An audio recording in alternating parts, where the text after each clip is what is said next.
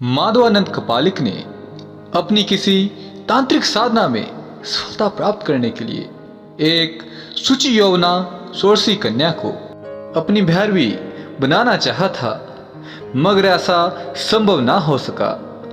वह कन्या किसी परदेसी से प्रेम करने लगी थी और अंत में उसने अपने उस प्रेमी से विवाह भी संपन्न कर लिया था। कपालिक माधवानंद को सहन नहीं हुआ यह सब। जिस अक्षत यौवना को वह अपनी साधना के लिए भैरवी दीक्षा देना चाहता था, वह किसी और से प्रेम करे और विवाह करे, ये कैसे संभव हो सकता था। विक्षुब्ध उठा कपालिक माधवानंद। उस अक्षत यौवना के दाहक रूप सौंदर्य ने उसके भीतर जो कामाग्नि प्रज्वलित कर दी थी, उसके ताप के कारण अपना आपा खो बैठा वह, और उसने हत्या कर दी युगल प्रेमियों की। सुहाग रात के समय ही दोनों की हत्या की थी उसने।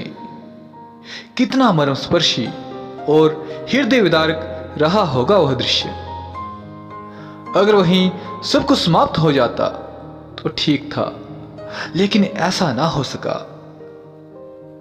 उस सद्य यौवना की हत्या करने के बाद भी वह दुर्दश कपालिक अपनी तामसिक तंत्र साधना के बल पर उसे प्राप्त करने का बराबर प्रयास करने लगा, और उसी प्रयास में एक दिन उसकी भी मृत्यु हो गई।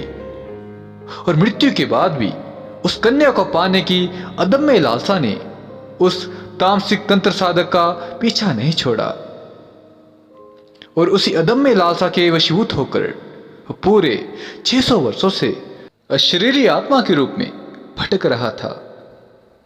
कपालिक माधवानंद की अशरीरी आत्मा ने बतलाया कि उसका नाम लक्ष्मी था। सचमुच वह लक्ष्मी थी। क्या रूप था, क्या सौंदर्य था, और क्या था उन्मत्त कर देने वाला यौवन। वर्णन करना संभव नहीं। कपालिक के कहने के भाव से मैं समझ गया कि लक्ष्मी के अपूर्व सौंदर्य ने उसके मन में जो एक आग लगा दी थी, उससे भीतर ही भीतर झुलसता गया होगा। वह दिन बीतते गए होंगे, वह दिन दिन क्षार होता गया होगा। विश्वरी आग की तरह लक्ष्मी उसके मन प्राणों में छा गई होगी। हर समय सर्वत्र उस लक्ष्मी का ही रूप, उसकी छवि उसे नजर आ रही होगी।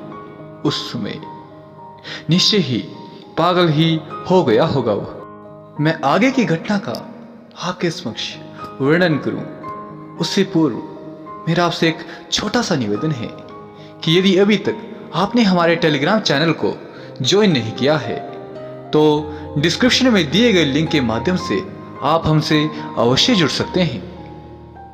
और इसके अलावा यदि आप ज्योतिष विद्या और अंक विद्या के माध्यम से अपने जीवन के गूढ़ रहस्य को सुलझाना चाहते हैं, या भविष्य के गर्भ में छिपे रहस्यों को जानना चाहते हैं, तो आप हमारे प्रबुद्ध ज्योतिषियों से संपर्क कर सकते हैं, जिनके संपर्क सूत्र आपको डिस्क्रिप्शन बॉक्स में प्राप्त हो जाएंगे। और यदि आपने इस घटना के पूर्व के भागों को अभी तक नहीं देखा है, तो आप हमारी प्लेलिस्ट पूर्व जन्मों के काले पन्ने में जाकर अवश्य पूर्व के भागों को देख सकते हैं।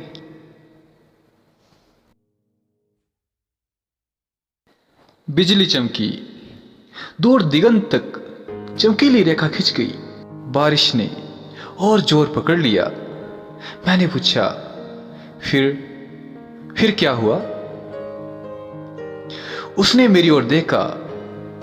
धुंधले उजाले में विस्मय विमुग्ध कर देने वाली उसकी अधूरी और एकांगी प्रणय कथा कुछ अजीब सी लगी मुझे।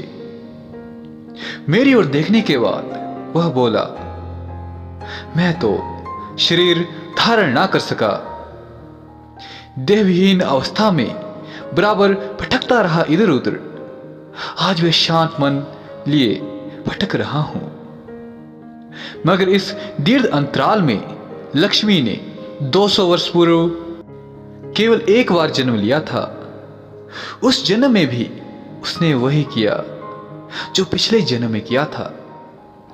एक युवा सन्यासी से फिर प्रेम कर बैठी वह, और फिर प्रेम में असफल होने के बाद स्वयं अपने हाथों से ही अपनी बलि दे दी उसने। यह सुनकर एक बार की चौंक पड़ा मैं, और उसी के साथ कुछ कौन सा गया मेरे मस्तिष्क में। क्या नाम था उसका? ज्योतिर्मयी। नाम सुनते ही स्तब्ध और अवाक रह गया मैं।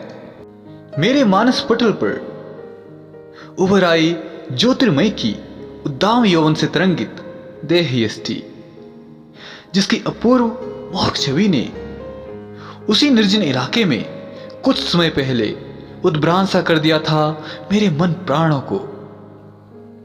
ज्योतिर्मयी पिछले जन्म में लक्ष्मी थी। दोनों की आत्मा एक ही है, यह समझते देर न लगी मुझे। क्षीण स्वर में वह बोला, जैसे मैं इतने समय से उसे खोज रहा था,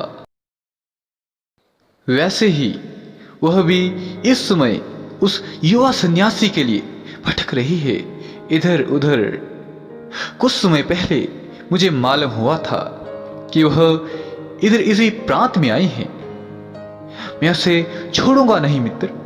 एक न एक दिन उसे प्राप्त कर अपनी कामना को और अपनी साधना को अवश्य पूर्ण करूंगा, और तभी मिलेगी मुझे शांति, और तभी मिलेगी मुझे मुक्ति भी।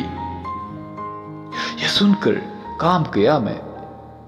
जब उसको यह पता है कि ज्योतिर्मय की आत्मा इसी प्रांत में है, तो उसे यह भी मालूम होगा कि वह मुझसे मिली भी है। तो क्या सब जानबूझकर यह उन्मत्त कपालिक मुझे यहां पकड़ कर लाया है? मुझे यह सब बड़ा ही अस्वाभाविक और बड़ा ही अप्रिय सा लग रहा था। अपनी अतृप्त कामना और उद्दाम वासना की संक्षिप्त कथा समाप्त कर कपालिक माधवानंद का कातर क्षीण स्वर धीरे धीरे हवा के साए साए में खो गया। विषण दृष्टि से मेरी ओर ताक कर सिर झुकाए बैठा रहा वो। मैं जानता था कि उसकी आत्मा ने, जो इस समय अपनी प्रबल वासना के वेग से भौतिक रूप धारण किया था, वह अब अधिक समय तक नहीं ठहरेगा। सवेरा होने से पहले बिखर कर वायु में विलीन हो जाएगा वह। एक गहरा सन्नाटा छा गया वहां। सन्नाटा नहीं, अपितु मेरे मन में खिन्नता और क्षोभ उत्पन्न कर देने वाली बेचैनी। क्या आपको पूर्ण विश्वास है कि लक्ष्मी को आप कभी ना कभी किसी ना किसी रूप में प्राप्त कर लेंगे? मैंने पूछा। यह सुनकर कपालिक ने मेरी ओर देखा।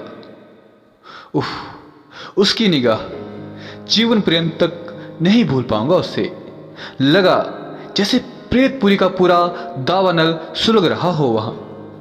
चेहरा भी एकदम स्याह हो गया। बोला, हाँ, मुझे पूर्ण विश्वास है कभी न कभी अपनी भैरवी बनाकर रहूंगा उससे। आखिर वह जाएगी कहां? और फिर एक विकट अट्टहास किया उसने। भय और आतंक से बुरी दशा हो रही थी मेरी। क्या करूं, कुछ समझ में नहीं आ रहा था। सारा शरीर पाषाणवत सा हो गया था मेरा। और तभी हवा का एक तेज झोंका आया और झोंपड़ी का जर्जर दरवाजा खुल गया। पानी के थपेड़े भीतर आ गए और सहसा खड़ा हो गया कपालिक। एक अलौकिक भाव से रंग गया तमाम चेहरा। खुले दरवाजे की ओर उन्मुख हो आह्वान की मुद्रा में हाथ उठाकर उसने कहा, आओ, आखिर तुमको पा ही लिया मैंने। अब नहीं छोड़ूंगा मैं तुमको। मेरे प्राण आतंक से हिम जैसे हो गए।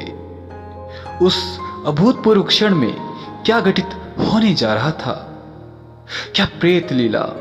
जैसे लगा कि मूर्छित हो जाऊंगा मैं। हिम शीतल हवा का मर्म भेदी रुदन भर गया वातावरण में। तभी हवा के एक झोंके में धुंधली काली हुई चिमनी भी बुझ गई। ऐसा लगा जैसे दरवाजे के भीतर से आया कोई। आतंक से सिहर उठे मेरे प्राण, शिराओं, उस शिराओं में रक्त प्रवाह रुकता सा जान पड़ा।